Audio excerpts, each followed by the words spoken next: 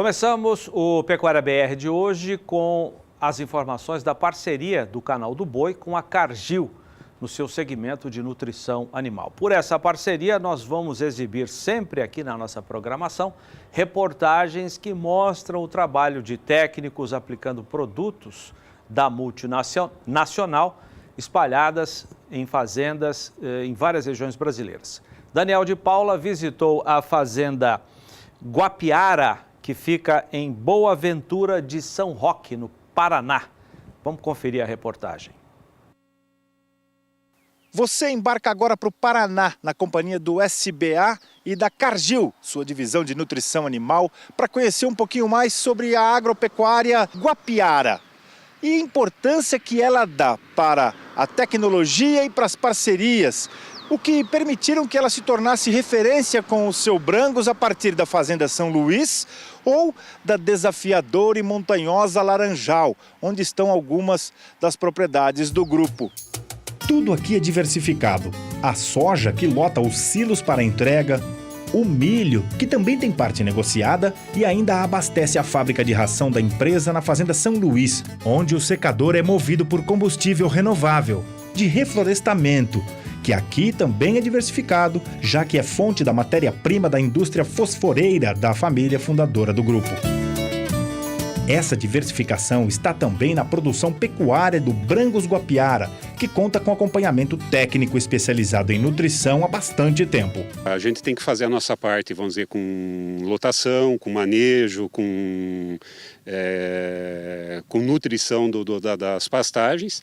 E aí a Cargill entrou com uma luva para você? Não tem dúvida, não tem dúvida. Tanto com o fornecimento dos produtos, né, produtos de alta tecnologia, quanto na prestação de serviço, na amizade, na cumplicidade para que o projeto dê um resultado que a gente almeja e tem alcançado. Em todas as mensurações ou técnicas, dos índices reprodutivos aos índices produtivos de desmama, recria, terminações de superprecoce em coxo, todas as categorias nos trazem excelentes números financeiros, graças à Cargill, mas graças principalmente é fruto da parceria sólida que a gente já tem aqui há muitos anos, que é uma coisa até pessoal já, mas é uma coisa fenomenal, é a parceria que a gente tem. Em todas as categorias e com todos os produtos comerciais e de genética, o fornecimento de núcleos e proteinados da Nutron viabiliza os resultados. Como nesses tourinhos que estão em avaliação pelo programa Natura, para daqui a um ano estarem no mercado com 24 meses e as garantias produtivas que a empresa entrega desde que iniciou sua seleção há 15 anos. Precoces como são as novilhas registradas, graças aos bons índices que se apresentaram na avaliação reprodutiva semanas após a desmama. 63% delas emprenham entre os 13 e 14 meses. E ainda, levando-se em conta a topografia da Fazenda Santa Luzia, onde estão as mães dos touros que a empresa vende anualmente. O que chama atenção numa das propriedades do grupo é que estamos numa das regiões mais montanhosas do estado do Paraná. O relevo aqui ajuda duas coisas no link que a gente tem dessa parceria ou dessa necessidade. Fortalece ainda mais a importância da tecnologia, da ciência empregada na nutrição que vai devolver energia desprendida num relevo bastante irregular como esse. Exige tanto dos animais, pela dificuldade da região, pelo relevo que aqui apresenta, regiões muito íngremes, como do ponto de vista da demanda genética, pelo alto nível genético desse rebanho, para nós da nutrição suprirmos adequadamente as diversas vertentes que nós temos dentro do nosso rebanho. E as categorias têm que ser atendidas na condição climática daquela situação que o ano nos impõe e para que toda essa genética tenha uma curva crescente sempre. Nesse caso aqui, são animais que com potencial genético que a gente seleciona para serem candidatos a touros. O ambiente dele é um ambiente de muito desafio e a parceria Guapiara, o Brangos Guapiara com a Cargill, né, é uma parceria sólida já de vários anos que nos dá esse amparo. As doadoras são acasaladas na TE com touros líderes de sumário e o repasse das fêmeas é com reprodutores que a Guapiara forma em casa ou tem em central. Inclusive, os pais dos mais de 2.000 animais de corte que são frutos de mães também brangos da empresa e que são recriadas até emprenharem a partir de 13 meses na fazenda Santo Antônio, ali perto.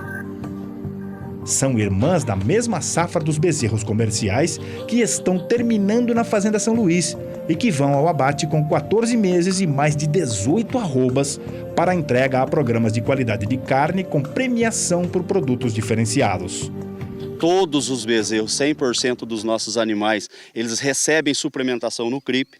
Então isso nos dá um resultado excelente no desempenho dos bezerros ainda na cria.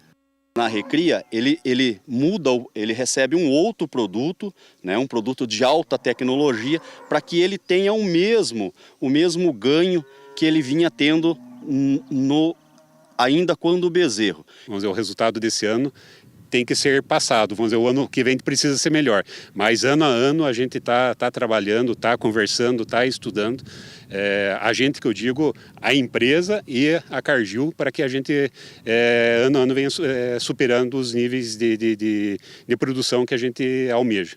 Ou seja, nós temos uma gama muito grande de formulações que nós, Cargill, temos que acompanhar, e eu sempre tenho que ficar muito atento para adequar essas formulações com essas matérias-primas para essas várias categorias, ou seja, é uma ginástica, mas é uma ginástica fantástica. Daniel de Paula, para o SBA.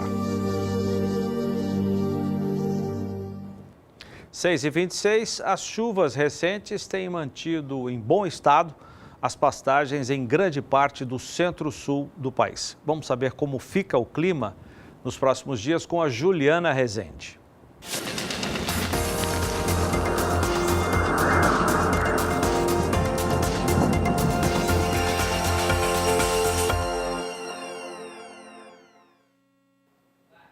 No decorrer das últimas semanas, a disponibilidade hídrica do solo já aumentou bastante em áreas de pastagens do centro-sul do Brasil. Agora a umidade já alcança em torno de 90% nas áreas em rosa, enquanto que na maior parte do centro-sul essa condição ainda segue muito favorável para o crescimento dos pastos. Nos próximos 5 dias, ainda tem previsão de chuva em áreas de pastagens do centro-sul. Isso segue acontecendo por conta de ventos no alto da atmosfera que canalizam bastante umidade aqui para a região central do Brasil. Então, Goiás, Mato Grosso do Sul, toda a região sudeste e grande parte também do estado do Paraná é que recebem as pancadas mais fortes e com maior volume de água, podendo até superar 70 milímetros em 5 dias aqui no sul de Minas Gerais e norte do estado de São Paulo. Já no decorrer da segunda semana, essas instabilidades mais fortes e este canal de umidade vai conseguir migrar um pouco mais para as áreas mais ao norte do Brasil. Aí este canal de umidade vai atuar entre Mato Grosso, Goiás, Minas Gerais e também o estado do Espírito Santo, é onde devem ocorrer as pancadas mais fortes de chuva. Conforme essas instabilidades migram para as áreas mais ao norte do Brasil, o tempo volta a ficar seco no estado gaúcho. Uma massa de ar mais seco vai passar a atuar e inibir a formação de instabilidades. No decorrer da terceira semana, entre os dias 8 até o dia 12 do mês de janeiro, um canal de umidade vai voltar a atuar, não vai ser com forte intensidade. As pancadas mais expressivas e volumosas vão ficar concentradas no estado do Mato Grosso e vão ocorrer por influência da umidade da Amazônia. Então, ao longo das próximas semanas, tem previsão de chuva forte e frequente nas áreas de pastagens do centro-sul do Brasil. Com isso, a umidade do solo deve seguir bastante elevada e garantir bom potencial produtivo para os pastos.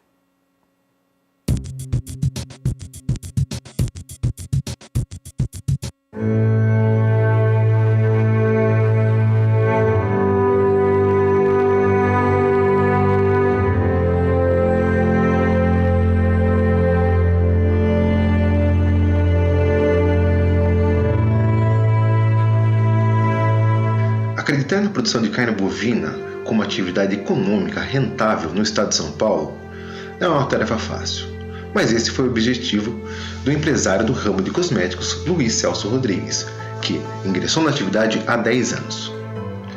Nesta uma década de trabalho, a tecnologia sempre esteve presente na vida do pecuarista.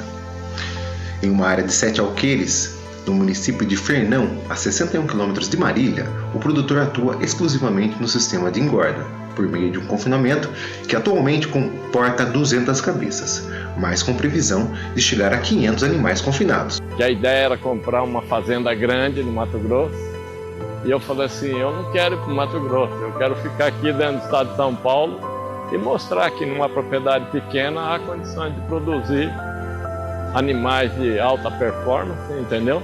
De carne e com custo-benefício muito bom. Eu achava que, por exemplo, mesmo com as terras mais caras, o valor agregado maior, eu acredito que você também dá para fazer alguma coisa diferente aqui, é o que a gente está fazendo. Nós estamos fazendo uma carne de alta qualidade. Nós trabalhamos aqui com a raça Angus, né? Tanto a Black como a Red, entendeu? E tipo assim, a gente traz do Rio Grande do Sul, né? Os animais desmamados, eles chegam aqui, ficam 220 dias no confinamento e já estão prontos para o abate. A gramínea do sítio São Vicente é tratada como cultura e está presente em toda a área da propriedade, para servir os animais do confinamento. Os 7 hectares são irrigados para que não haja oscilação no fornecimento deste alimento. E a mecanização da colheita do pasto é outro ponto alto do sistema produtivo de Luiz Celso. E nós estamos fazendo a produção aqui no mais, assim, pendendo para o natural. Estamos produzindo a grama, estamos praticamente jogando a natureza mais próxima do animal. Então hoje a gente tem aqui o campo de feno aqui, que é cortado e servido para eles rapidamente. Eles chegam aqui na faixa de 160 quilos a 200 quilos. Já saíram tudo com 400 quilos nesse período de 220 dias. Então são animais todos numa faixa aí de 15 a 18 meses. O consumo dele diário, ele gira em torno aí de 8 a 9 quilos de grama dia. Nosso hoje custo dele diário gira em torno de R$ 3,48 dia. Então, isso para nós é perfeito, porque nós tivemos aí o último lote agora, que nós abatemos, deu 1,2 kg dia de ganho de peso.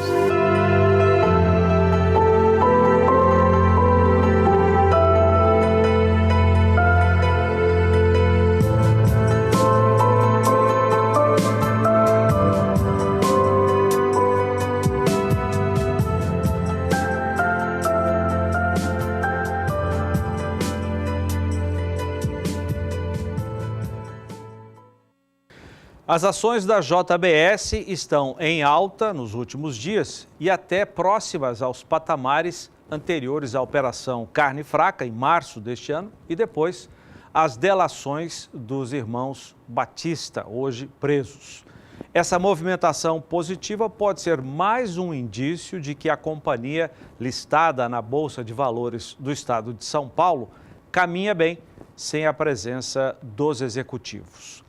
Vamos a São Paulo, a Bolsa, com a Sara Kirchhoff, que vai trazer as informações. Muito boa noite, Sara. Boa noite, Zaidan. Boa noite a todos. Pois é, só no mês de dezembro, a alta das ações do Grupo JBS aqui na Bolsa de Valores de São Paulo foi de 23%, recuperando aí então os patamares das ações antes da divulgação da delação premiada dos irmãos Wesley e Joesley Batista. Nós preparamos um gráfico para mostrar essa movimentação. No início do ano, na primeira sessão de 2017, a ação do Grupo JBS começou o ano então em R$ 11,22. Na época da Operação Carne Fraca, ali no mês de março, elas caíram 10,59%, passando para R$ 10,72. E aí, no dia 17 de maio, foram divulgadas as delações premiadas, só que foram divulgadas depois do fechamento de mercado, então o impacto veio depois. No dia 22 de maio, as ações aparecem em queda de 31,34%, cotadas a R$ 5,98 com as divulgações, então, portanto, das delações dos irmãos Wesley e Joesley Batista. Nos dias seguintes, então, as delações, como eu falei, esse pavor ele tomou conta aqui da B3 em São Paulo. que chegou a acionar o Circuit Breaker, que é um mecanismo que interrompe as negociações para limitar justamente essas perdas. Mas ainda assim as perdas foram bem significativas. Apenas no dia 22 de maio, então, o papel recuou 31% e aí, como a gente consegue ver, R$ 5,98. Só que aí as ações foram se recuperando ao longo do ano e esta semana voltaram aí ao antigo patamar de antes das delações premiadas, na faixa aí dos R$ 9,75, que foi o valor de fechamento ontem das ações da JBS. Hoje, elas tiveram mais uma alta de 0,61%, e nesta quinta-feira, o papel da JBS é cotado a R$ 9,81. Um dia de alta, mais um dia de alta, portanto, para as ações da JBS. No acumulado do ano, elas ainda têm uma queda de 14,2%, mas no mês de dezembro, como eu falei, a alta ela passa dos 20%, 23%, o que também vem ajudando a sustentar. Agora, as ações do Grupo JBS são principalmente as exportações e o dólar mais forte. Isso, é claro, contribui aí para o desempenho dessas ações. Das ações, então, do Grupo JBS, eu vou terminar essa minha primeira participação falando do dólar, que hoje esteve em queda durante a maior parte do pregão, mas no fechamento do dia virou e terminou com uma leve alta frente ao real. A alta foi de 0,06% e nesta quinta-feira o dólar comercial termina o dia de hoje aos R$ 3,31 mais 50. Esse é o fechamento do dólar, portanto, para esta quinta-feira. E com isso eu encerro essa primeira participação, mas daqui a pouquinho eu volto com outras informações de mercados. A ideia é com você. Combinado, Sara. Até já, então. Daqui a pouco, depois do intervalo comercial, vamos falar sobre a aprovação nesta quinta-feira, na madrugada de hoje, pela Assembleia Legislativa do Estado de São Paulo, de um projeto de lei que deixou pecuaristas de praticamente todo o país indignados. Esse projeto de lei cria a Segunda-feira Sem Carnes, dia da semana em que fica proibido o fornecimento de carnes em escolas públicas e estabelecimentos públicos do Estado de São Paulo, mesmo que de graça. A gente volta já.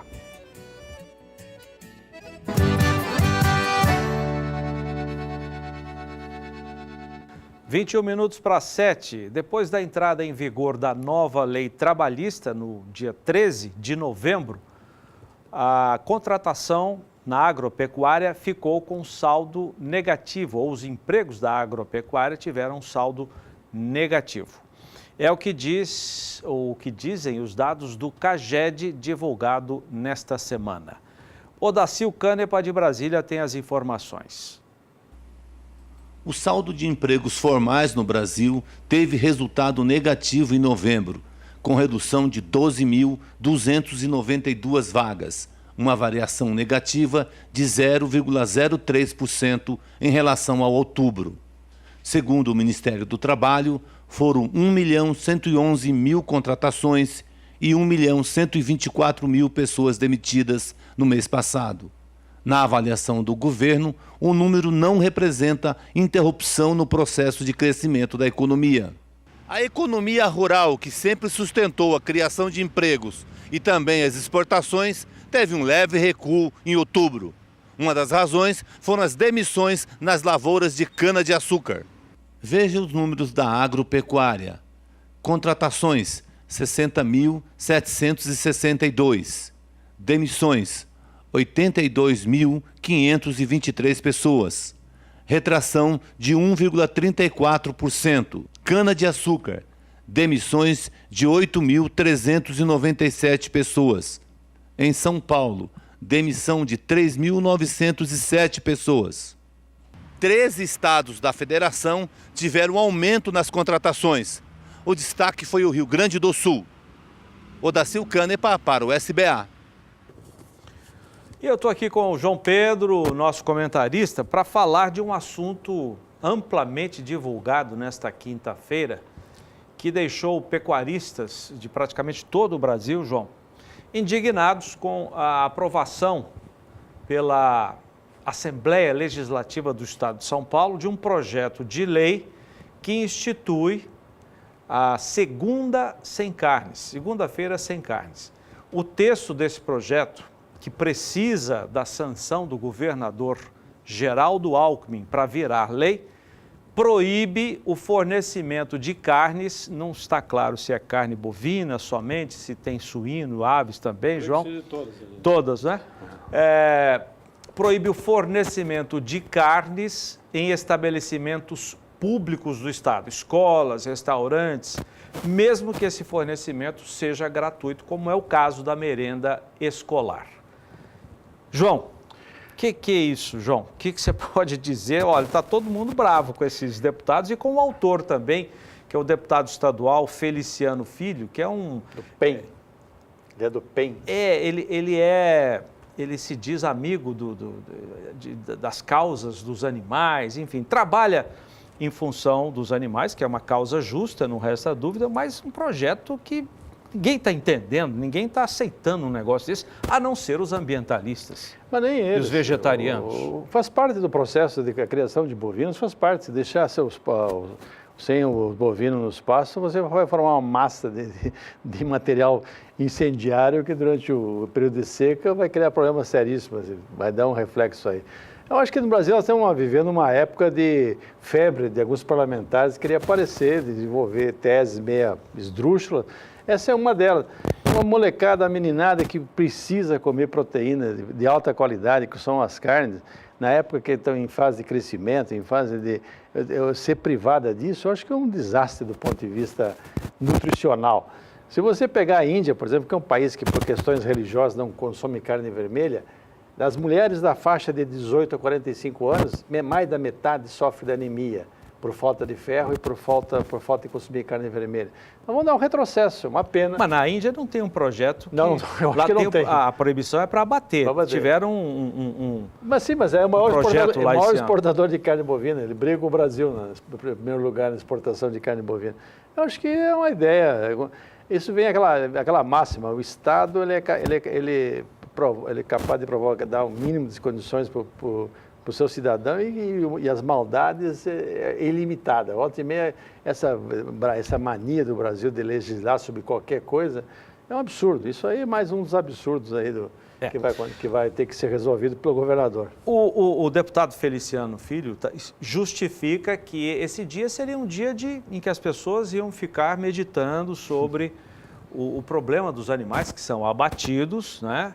E que eles sentissem o que os animais sentem também, sofrimento. Ele fala em sofrimento, né? Admitindo que todo abate tem sofrimento. A gente tem hoje tipos de abate, que inclusive de animais que vão para o Oriente Médio, por uma questão religiosa, são feitos de uma maneira a não produzir sofrimento para os animais. Mas ele diz que é um dia para se ficar pensando na causa dos animais. Se houvesse um fornecimento abundante de carnes durante a semana, durante todos os dias, por exemplo, João, até vamos admitir, não, na segunda-feira vamos dar um ovo, vamos dar soja, mas não acontece isso, quer dizer, não tem um sentido esse projeto de lei, João. Principalmente isso vai atingir o quê? Presídios e escolas, são os dois grandes consumidores de alimentos por parte do poder público. Vai dar uma chiadeira dos presídios, encher de alface a marmitex dos presos lá vai dar confusão. Mas o principal problema eu acho que é uma meninada, a moçada, não pode. Está numa fase que eles precisam de um alimento. E muitas vezes a única refeição decente que essa menina tem são a refeição na escola, infelizmente. Certo. Ele vai privar um dia da semana por questão filosófica dele, que na prática não vai resolver nada. Mas será que para você ficar meditando e pensando no sofrimento do povo desempregado, 13, 14, 15 milhões de desempregados no Brasil, nós vamos ter que deixar de trabalhar um dia na semana para ficar pensando nisso? É perigoso algum parlamentar propor isso, né? Tem que ter cuidado, viu? Essa turma aí, tudo é possível. Muito bem, vamos mudar de assunto aqui, João. Vamos lembrar que esse projeto aprovado agora, para que vire lei, depende da sanção, da canetada do governador Geraldo Alckmin. O governador Alckmin é um cara sério, ele é médico, tem a formação, conhece o aspecto nutricional da importância. Possivelmente ele vai vetar isso aí, possivelmente ele deve vetar, mas cria cria o exemplo. Em São Paulo já aconteceu um fato similar com questão de vaquejada, alguma coisa aconteceu já uns meses atrás, tem a mesma coisa também. Volta e meia aparece um lá. E pior que a Assembleia de São Paulo aprovar isso, né? Eu não sei se é por causa do cansaço de fim de ano, que os caras não param para pensar, né? Não vai votando de qualquer jeito, vamos lá. Na pressão. E também nas mídias sociais, né? Porque hoje foram vários grupos dos quais a gente pertence, né? Aos quais a gente pertence. Hoje foi um dia de indignação e muita gente trazendo a informação de que o secretário de Agricultura do Estado de São Paulo, o Arnaldo Jardim, se manifestou dizendo que está monitorando tudo o que está acontecendo e que acredita, bom, veja bem, não é a palavra do Arnaldo Jardim, mas nos grupos sociais tem essa posição extraoficial do Arnaldo Jardim dizendo que acha que isso não vai passar para o estado do governador. O estado que consome 35% da carne bovina produzida no Brasil, como São Paulo, essa aí vai fechar com chave de ouro 2017, começou lá em março com a Operação Carne Fraca, lá em maio com a delação do JBS.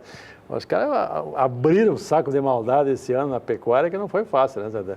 Ainda bem que o senhor e a senhora têm maturidade, a hora que dá essas bobagens, fica quieto, espera, porque sabe que isso é uma besteira, vai ser resolvido. Então tá, João, vamos falar de milho agora? A nossa produção preparou aqui o seguinte destaque. 2016, você falou muito aqui no ano passado, nós tivemos perdas, né, quebras na safra de milho, faltou milho, isso coincidiu com um aumento nas exportações do grão, resultado, faltou milho no mercado interno e o preço foi lá para cima. 2016 mostrou claramente a importância que tem o milho no Brasil. O milho é um grão, ele tem um papel fundamental, especialmente na produção de carnes brancas e produção de leite. Então, a ausência ou o crescimento do preço, como aconteceu em 2016, colocou em xeque a produção de carnes de suíno e de frango. Eu lembro que nós comentávamos aqui, em alguns momentos, o produtor de suíno perdia R$1 por cada por cada suíno que ele entregava. Um suíno de 100 quilos, ele perdia R$100. E o produtor de frango independente perdia 25, 30 centavos por quilo de frango produzido, por causa do preço do milho. O milho é fundamental, Zé. Hoje no Brasil, com a produção de carne branca, que chega a um preço extremamente competitivo nas gôndolas do supermercado e que permite à população brasileira consumir 42 quilos, 43 quilos por habitante ano, é porque tem milho. Se não tivéssemos milho, tivesse que importar milho, seria muito difícil manter o patamar de preço que nós temos hoje. Aí uma comparação, uma variação deste ano, 17, com o do ano passado, e uma projeção feita num estudo contratado pela Fiesp, estudo, deixa eu ver aqui de quem que é o estudo. Mendonça de Barros. Mendonça de Barros, tá? A produção consultoria de 20%, que será o aumento, né? Nos próximos praticamente 10 anos. A área plantada deve ser mantida com uma alta de 10%. Mantida não, uma alta de 10%. E a produtividade também 10% em função dessa área. Se nós pegarmos esse ano, nós estamos falando de uma área plantada de 5 milhões na primeira safra, 17, 18, e uma previsão de segunda safra ao redor de 12, próximo de 13 milhões, 18 milhões de hectares. Você tem no Brasil hoje uma tendência de uma diminuição no plantio na primeira safra, que é plantada em setembro, outubro, especialmente nos estados do sul do Brasil, Paraná, Santa Catarina e Rio Grande do Sul, e você tem um aumento do plantio na segunda safra, já que nós temos 35 milhões de hectares de soja plantada e uma boa parte, quase a metade disso, se planta uma soja mais precoce para poder colhê-la a partir de 15 de janeiro, 20 de janeiro, e de 20 de janeiro até o fim de fevereiro, que é o período ideal de plantio para o milho segunda safra poder ser plantado. Então, com esse modelo de plantio direto, em que a colheitadeira vai na frente colhendo a soja e a plantadeira vai logo atrás plantando o milho, se viabilizou esse processo. Ainda nesse estudo contratado pela Fiesp, Mendonça, né, de Barros, o consumo doméstico deve crescer 14% nos próximos 10 anos e as exportações 75%, João. O mundo inteiro precisa... Que vai demandar um trabalho maior do produtor para cumprir isso aí? Não é uma meta, mas é uma expectativa, né? Isso vai estar amarrado em dois detalhes, né? Você tem que aumentar... Peraí, pode voltar para cá, já já a gente vê essa tela. Aumentar a produtividade do milho no Brasil. Nós temos um potencial para aumentar, é baixa a nossa produtividade. Você tem condições de ter materiais genéticos melhores, manejo de solo. E uma coisa que falta no milho no Brasil era o governo devia estimular o produtor a usar irrigação. Quando a gente vê a produtividade média no Brasil de milho ao redor de 6 mil quilos por hectare, você irrigar, especialmente no Centro-Oeste, usando a segunda safra, você tem um potencial de chegar a 18 mil quilos por hectare, ou seja, 3 vezes mais com irrigação. Então, pelo menos, o Brasil deveria trabalhar para ter 1 milhão de hectares de milho irrigado, para ter aquela produção para atender num ano que houvesse algum desequilíbrio climático, algum problema climático mais sério e que poderia provocar uma quebra significativa na safra. A irrigação passa a ser um fator importantíssimo.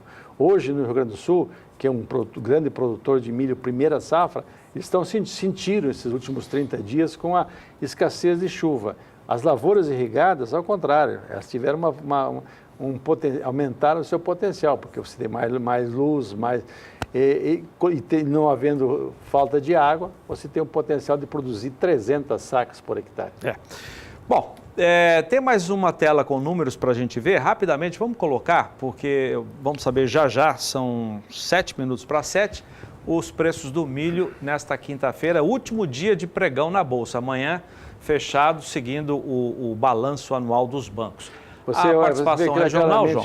Você vê claramente o aumento na produção do Centro-Oeste, basicamente segunda safra, porque no Centro-Oeste alguma coisa em Goiás, mas é muito pouco, primeira safra. Basicamente a segunda safra, o Sul cai um pouco a participação do Rio Grande dos estados do Sul do Brasil, apesar de ser um grande polo de consumo de milho, o Sudeste cai, o Nordeste, infelizmente, em função das questões climáticas no Nordeste, lá só seria possível com irrigação, mas a falta de água também é um fator limitante. E no Norte, que aumenta um pouquinho, especialmente falarmos no Pará, que em função da integração de modelos de produção de soja, integração com a agricultura pecuária, o milho também tem uma alternativa de produzir milho para atender o programa de confinamento ou semi-confinamento lá. Legal. Vamos para a Sara mais uma vez, na Bolsa de São Paulo. Sara, como é que ficaram os preços do milho hoje? Boa noite mais uma vez, Zaidan. O milho subiu hoje no mercado físico e, de acordo com a agência CMA, conforme os dados da Emater do Rio Grande do Sul, as chuvas dos dias 23 e 24 de dezembro favoreceram as lavouras por lá, aumentando a umidade do solo, só que aquelas lavouras implantadas no fim de setembro, elas têm aí observado uma diminuição de produtividade, têm um menor potencial produtivo essas lavouras implantadas, então, no fim de setembro. E hoje, então, como eu falei, o preço do milho no mercado físico teve alta. Ontem a saca aparecia por R$ 33,71 e hoje, com uma alta de 0,18% no dia, passou para R$ 33,77 o valor da saca de 60 quilos do milho, de acordo com o indicador CPEA, Centro de Estudos Avançados em Economia Aplicada, para o mercado físico do milho aqui no Brasil.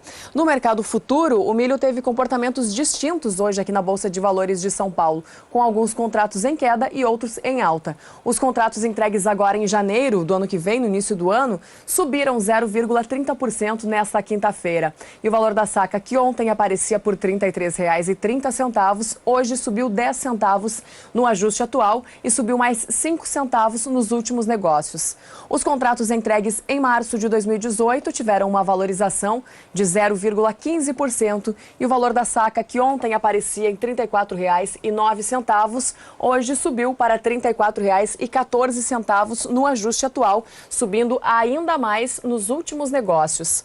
Os contratos entregues em maio de 2018 caíram. A queda foi de 0,24% e o valor da saca, que no ajuste anterior aparecia por R$ 33,92, hoje foi para R$ 33,86. R$4,84, subindo 6 centavos nos últimos negócios. E os contratos entregues em setembro de 2018 caíram 0,25%. Ontem o valor da saca para setembro aparecia por R$ 32,38. Hoje ficou 8 centavos abaixo, tanto no ajuste atual quanto nos últimos negócios. Esse foi o fechamento para o milho nesta quinta-feira. Zaidan, é com você mais uma vez. Valeu, Sara. Obrigado. Algum comentário, João? Rapidinho, só para a questão que o mercado mostra o descasamento do preço do mercado interno em relação ao mercado de exportação. O milho vinha exportando valores significativos, 4, 5 milhões nos últimos meses. Agora, com o preço no Porto 31, 32 e o preço no interior de São Paulo 34, praticamente a tendência é que caia muito as exportações de milho e no primeiro trimestre do próximo ano elas fiquem bastante baixas. Obrigado, João. Bom trabalho, Zé. Agora a cotação de preços do milho em todo o país. Depois a gente vai para o intervalo comercial e na sequência, pelo segundo mês consecutivo, os preços do leite pago ao produtor ficam estáveis. É o que aponta o relatório mensal do CPEA divulgado hoje.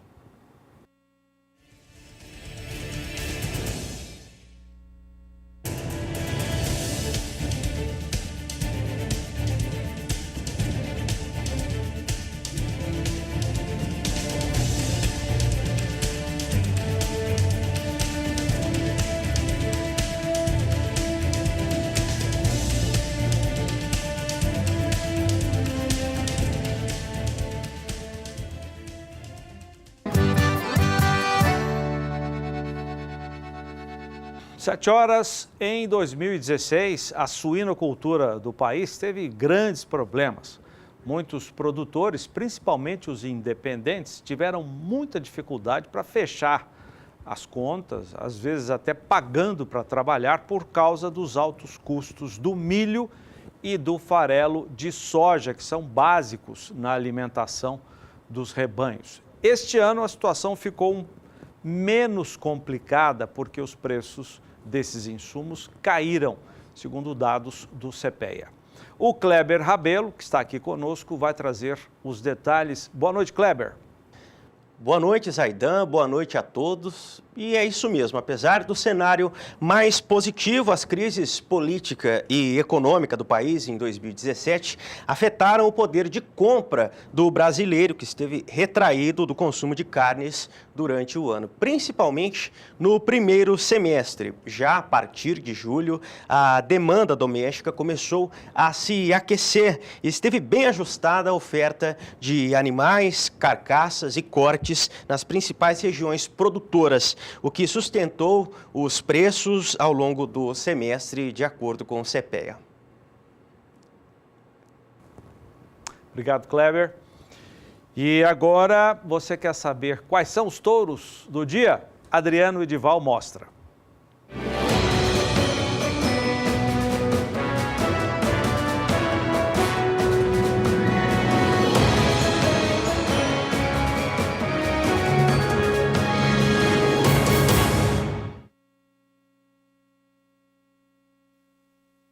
Olá, amigos de todo o Brasil, sejam bem-vindos a mais uma edição do Touros do Dia, programa este em parceria com o SBA para levar até você oportunidade de investimento. Nesta edição vou falar de dois reprodutores oriundos de o mesmo plantel, oriundos da Naviraí. Vou falar do Navarro, um touro que não dá de toceira, que fez cabelo, barba e bigode por onde passou, e vou falar do Natan de Naviraí também.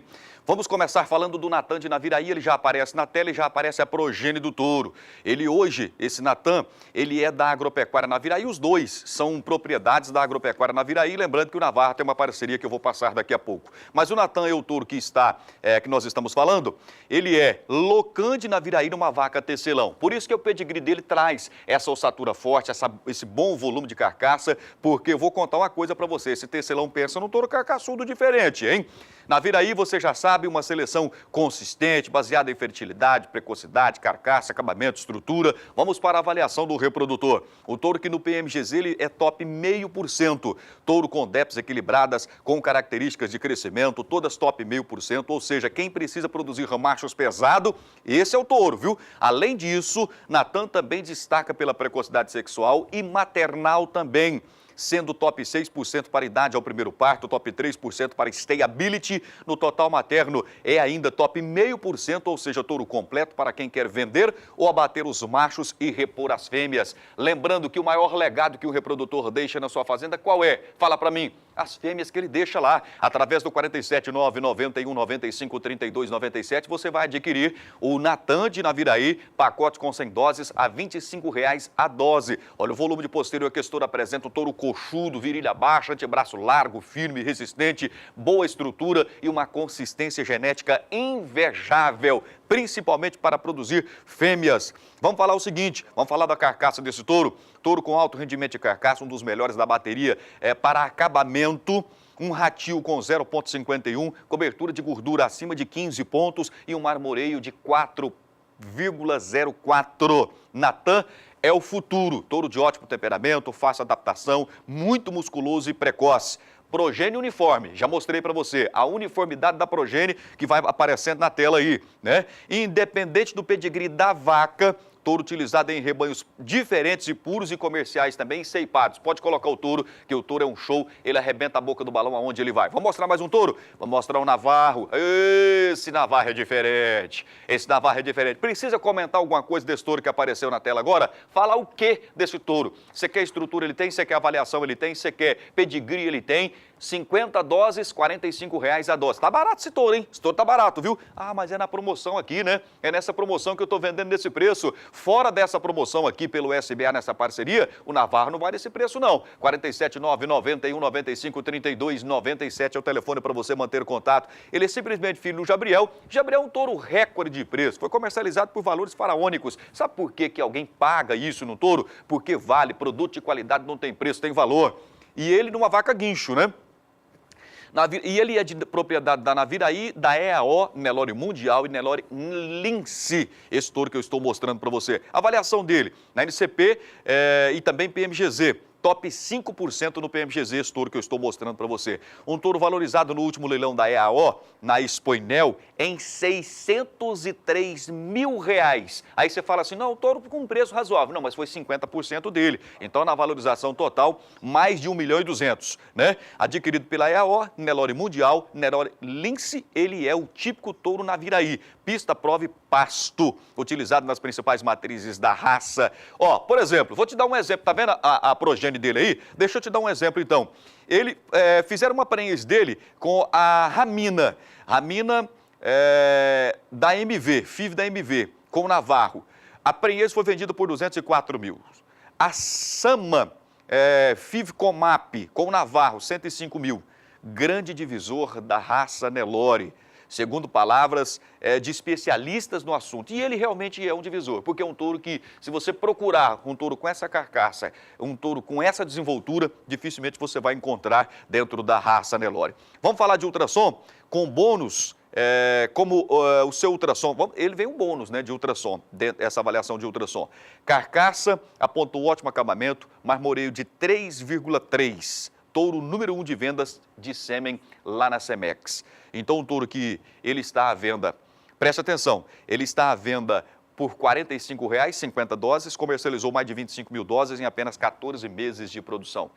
Quer mais? O touro é diferente, um show. E com o navarro nós vamos encerrando mais esta participação dentro do Touros do Dia. No decorrer da programação nós estaremos sempre a postos para levar até você oportunidade de investimento e um material genético ímpar. Lembre-se, Semex, esta parceria com a SBA, sempre ao lado de quem produz com qualidade e quer o retorno garantido, ok? Um abraço a todos e até uma outra oportunidade, querendo Deus. Valeu, obrigado, Adriano. E eu também quero mandar um abraço para o Ernói Matiello, jornalista, produtor e diretor de cinema, fica em Santa Catarina, que está acompanhando a nossa programação. Grande abraço, Ernói. Bom 2018 para você e toda a sua equipe aí. Depois do intervalo comercial, os preços do leite pagos ao produtor, agora em novembro, pelo segundo mês consecutivo, tiveram estabilidade, segundo o relatório mensal do CPEA divulgado hoje. Até já.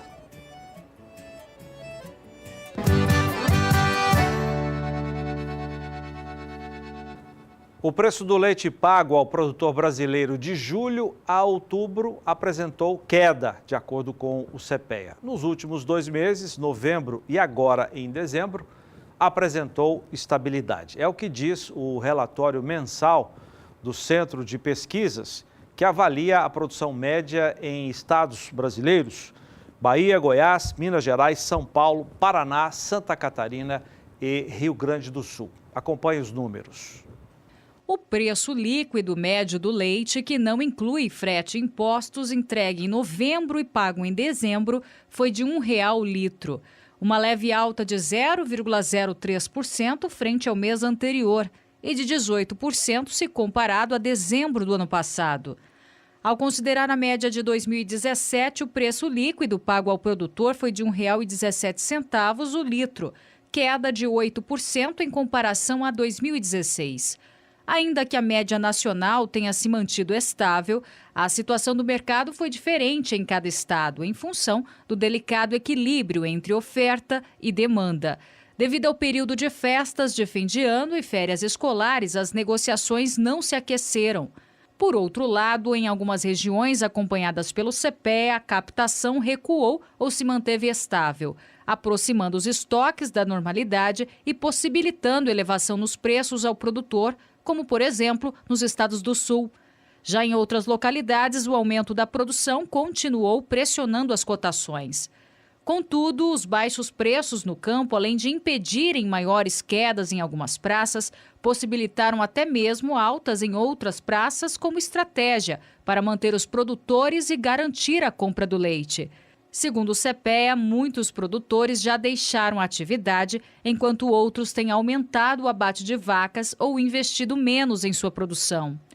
As variações mais significativas ocorreram em Santa Catarina, com alta de 1,76%, São Paulo com queda de 1,86% e Bahia com queda de 1,27%. Os preços no Rio Grande do Sul, Paraná, Goiás e Minas Gerais ficaram praticamente estáveis, com variações de alta de 0,74%, alta de 0,38%, 0,2% de alta e queda de 0,25%, respectivamente. O maior volume de chuvas no Sudeste e Centro-Oeste em novembro elevaram a captação em Minas Gerais, São Paulo, Bahia e Goiás. No entanto, os baixos preços praticados no sul do país levaram à diminuição de 3,7% na captação do Rio Grande do Sul e à estabilidade em Santa Catarina e Paraná, o que manteve a alta no índice de captação de leite do CPEA na média Brasil. Assim, de outubro para novembro, o índice aumentou 1,3%. Mesmo com o crescimento controlado da captação neste final de ano, vale destacar que de janeiro a novembro, o índice registrou alta acumulada de 7,8% em relação ao mesmo período do ano anterior. Para janeiro, 65% dos colaboradores consultados pelo CPEA acreditam em estabilidade nas cotações. Outros 26% apostam em queda e 9% em alta. A relação entre oferta e demanda continua descompassada, cenário que dificulta prever o comportamento do mercado nos próximos meses. Segundo o CPEA, vale acompanhar o mercado diário do leite UHT, o lácteo mais consumido no país. De acordo com pesquisas do CPEA, os preços diários do UHT têm oscilado na negociação entre indústria e atacado do estado de São Paulo. Mas especificamente de 4 a 27 de dezembro, houve queda acumulada de 7,4%, o que indica a instabilidade do mercado. Vamos ver, então, como é que ficaram os preços do leite segundo o CPEA.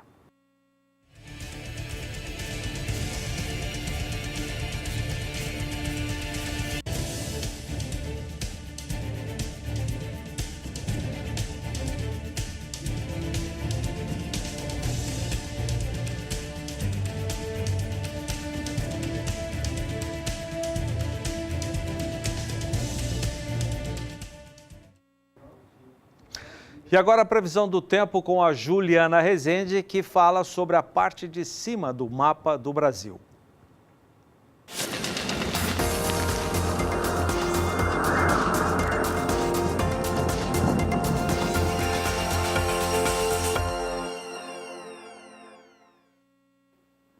Com instabilidades frequentes, a região nortista e principalmente as áreas de pastagens da metade norte do Brasil vêm sendo muito beneficiadas, porque tem previsão de chuva ainda ao longo das próximas semanas e a disponibilidade hídrica do solo ainda segue bastante elevada. A gente pode ver no mapa que aqui nas áreas em rosa os índices de umidade já superam 90%.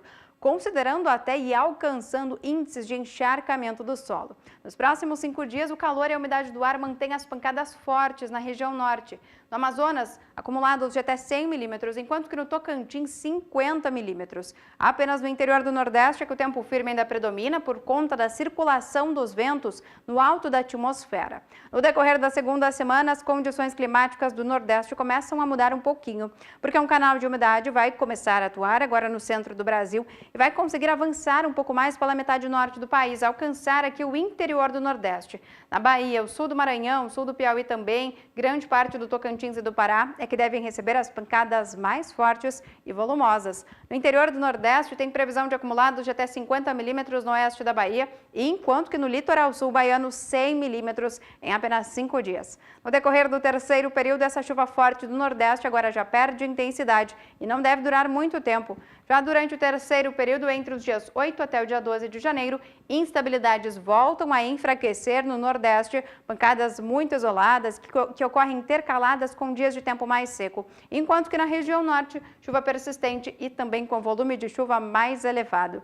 Então, ao longo das próximas semanas, a região norte segue mantendo a umidade do solo bastante elevada, porque tem previsão de chuva frequente e também com alto volume de água, enquanto que no Nordeste, a chuva retorna por alguns momentos, não deve durar muito tempo, mas mesmo assim, já é um cenário melhor, porque essas pancadas devem ter potencial para aumentar a umidade do solo e beneficiar o crescimento dos pastos.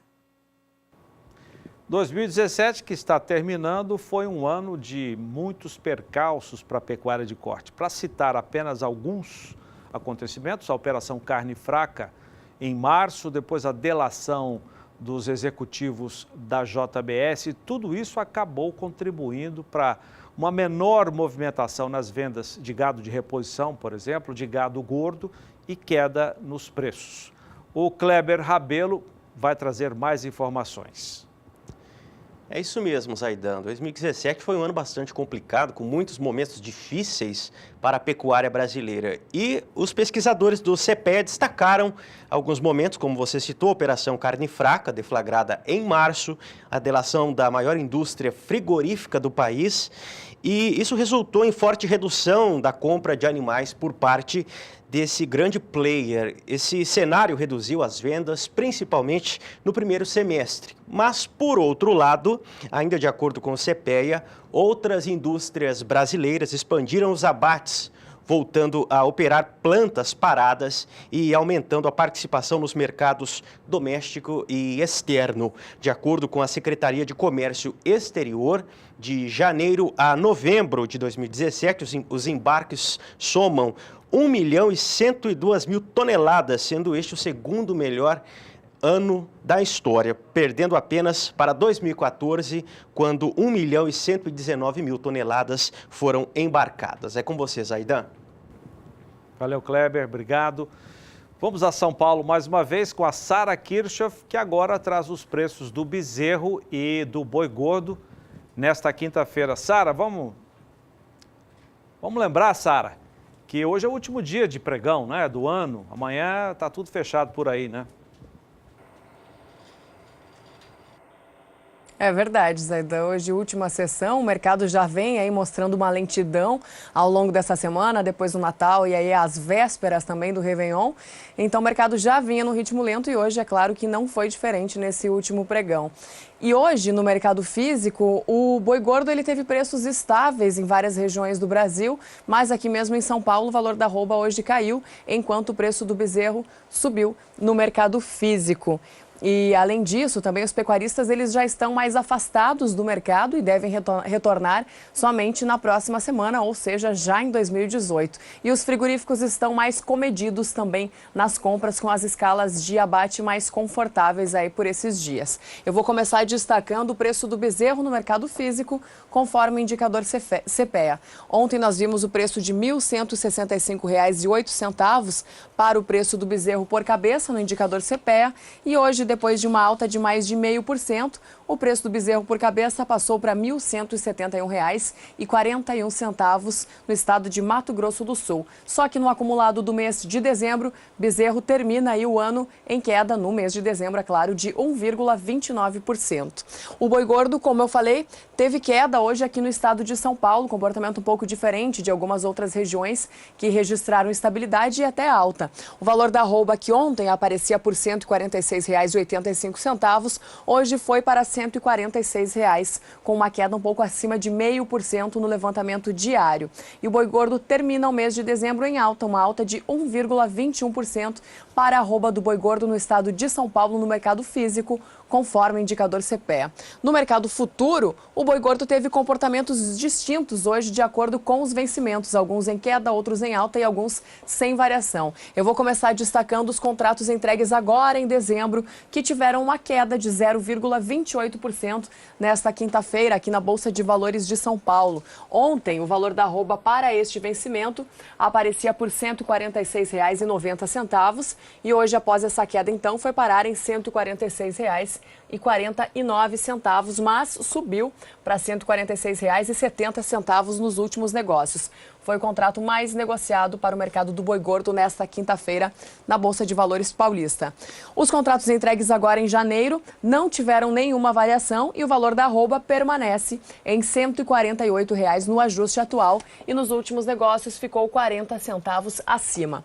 Contratos entregues em fevereiro de 2018 em queda de quase 0,5%, com o valor da arroba caindo aí 65 centavos, passando para R$ 147,00 no ajuste atual e subindo mais 30 centavos nos últimos negócios.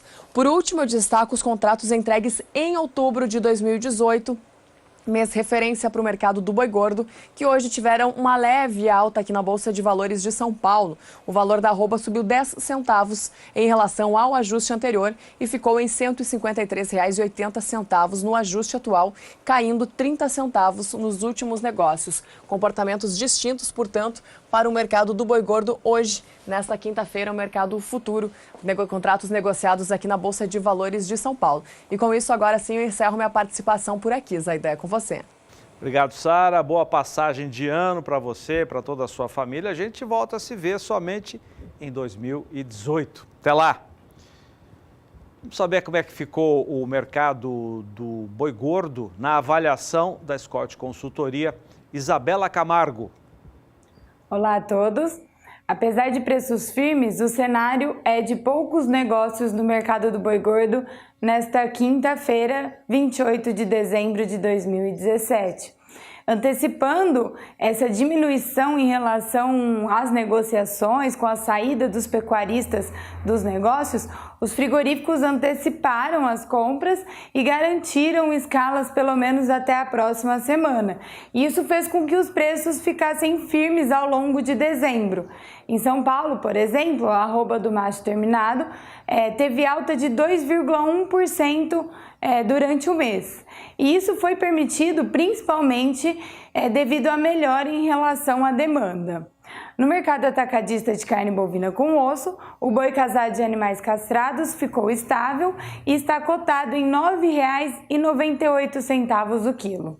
Bom, por hoje é só. Eu sou a Isabela Camargo, zootecnista e consultora de mercado da Scott Consultoria. Um abraço a todos e até a próxima. Muito obrigado, Isabela. Até a próxima. Os preços no sul do país, segundo a Scott Consultoria, ficaram estáveis hoje. Dá uma olhada nos números. Números para uma boiada comum. Na região norte, apenas uma variação, queda de R$1 na arroba em Marabá. Na região nordeste, não houve alteração. No centro-oeste, em Dourados, Mato Grosso do Sul, uma alta de 50 centavos. E na Praça de Mato Grosso, também sem alteração de preços. No Sudeste, idem, preços iguais aos de ontem. Vamos ver agora os números apurados pela Rural Business para uma boiada de bom acabamento de carcaça e boa logística. Começando pelo Sul, também preços à vista. Queda de 7 centavos no quilo no Rio Grande do Sul. Na região Norte não teve alteração de preço. No Nordeste, queda de R$ 2,00 na Bahia. No Centro-Oeste, queda de R$1 em Goiás e em Mato Grosso do Sul. E na região Sudeste, uma queda mais expressiva hoje, segundo a Rural Business, de R$4 na arroba no Rio de Janeiro. Para a gente fechar esta edição do Pecuária BR, eu vou chamar a repórter Kylie Rodrigues, que é a nossa correspondente na parceria do Canal do Boi com a Embrapa Gado de Corte. A Kylie fica diretamente no Centro Nacional de Pesquisa em Gado de Corte, em Campo Grande, sempre trazendo as informações das pesquisas que são feitas pelos pesquisadores de lá. Na reportagem que você vai ver agora, o destaque é a raça Senepol, que está no Brasil há pouco mais de 15 anos. Vamos conferir.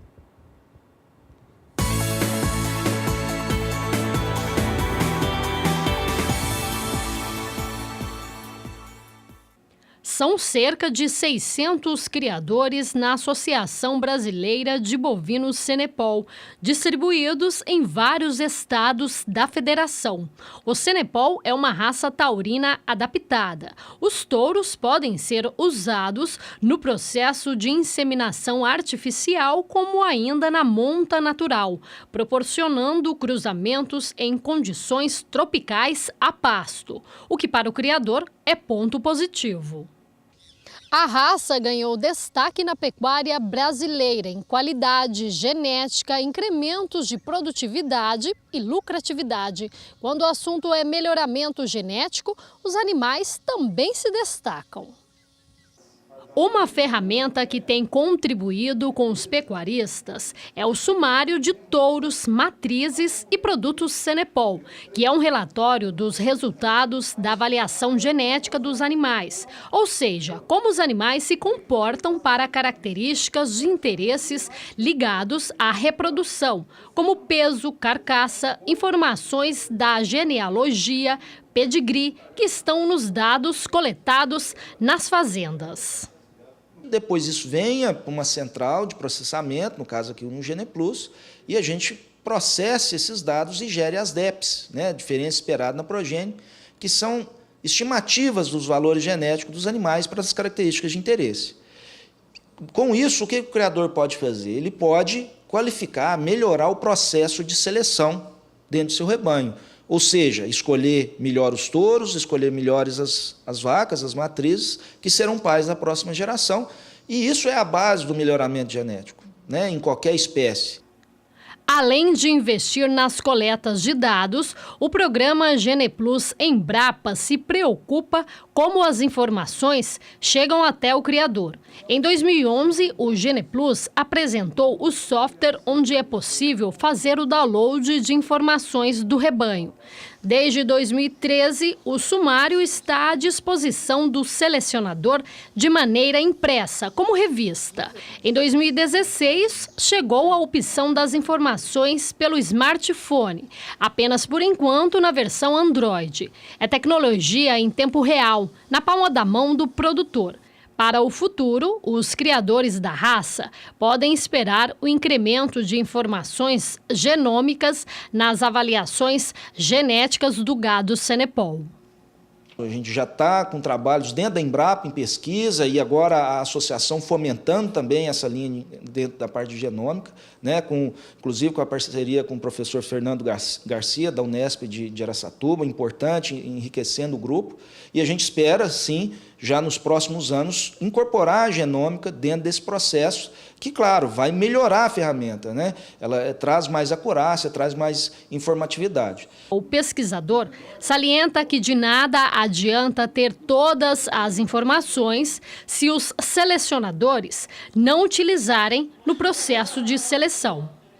O uso dessas informações pelos selecionadores, né? Que nada vai adiantar a gente ter a melhor avaliação genética do mundo, com genômica, um sumário fantástico, na palma da mão, se o criador, o selecionador, de fato, não pegar essas informações e as utilizá-las corretamente, né, e efetivamente no seu processo de seleção lá dentro da fazenda, né, na escolha dos touros, das matrizes, da sua reposição, no descarte, para que, de fato, então, a gente tenha melhoramento genético, né, progresso genético para as características de interesse econômico ao longo do tempo.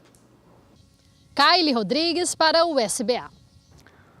Pecuária BR de hoje termina aqui. Muito obrigado pela sua audiência. A gente volta amanhã, 6h15, no horário de Brasília, aqui pelo Canal do Boi.